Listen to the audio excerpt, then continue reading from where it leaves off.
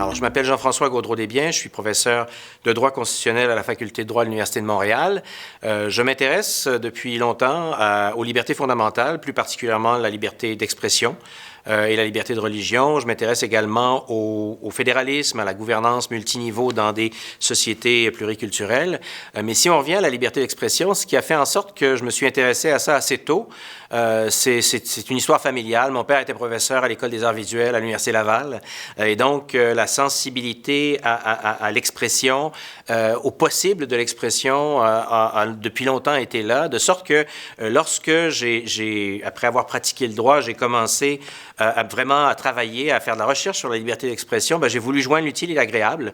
Je me suis intéressé à la liberté d'expression artistique. Un premier livre est sorti il y a près de 30 ans, 96, je pense, La liberté d'expression entre l'art et le droit.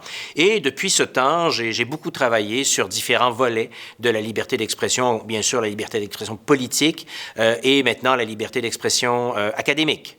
Donc voilà, c'est une vieille histoire, mais qui quand même a mobilisé, a constitué un des fils d'Ariane de ma carrière de chercheur.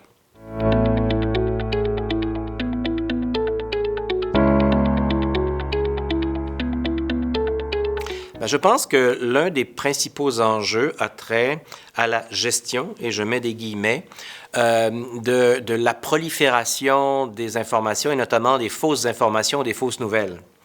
Il y a un paradoxe ici.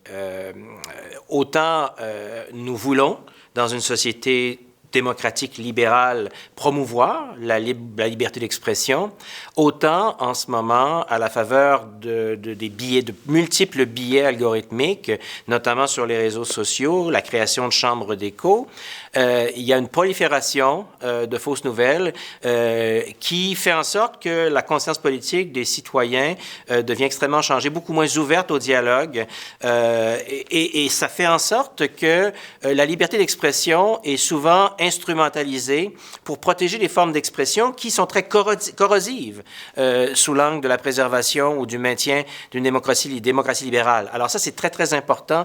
C'est un enjeu majeur, à mon avis. On parle ici d'informations fiables, de nouvelles fiables, enjeu fondamental, qui renvoie à l'importance ce qu'une professeure de droit américaine, Vicki Jackson, a appelé des institutions du savoir, c'est-à-dire des institutions qui se voient confier depuis longtemps par la société la mission, le mandat de produire ou de diffuser des savoirs fiables. On pense aux agences de statistiques gouvernementales, on pense aux musées, on pense surtout aux universités. Et c'est dans ce contexte-là que les universités, comme creuset d'exercice des libertés expressives, sont extrêmement importantes. Donc, je vous dirais que les enjeux liés aux libertés expressives sur les campus, dans les universités, ce sont des enjeux extrêmement importants aussi parce qu'on parle d'un microcosme. On parle d'un microcosme où les dynamiques politiques très, très fortes que nous connaissons maintenant, la polarisation, les clivages sociaux, se retrouvent parfois de manière exacerbée. De sorte que des notions comme la liberté académique, comme la liberté d'expression au sein des universités, des non-titulaires de la liberté académique et tout ce qui s'entrechoque autour de ça, c'est extrêmement important parce que, à cet égard, les universités sont un petit peu comme un canari dans la mine.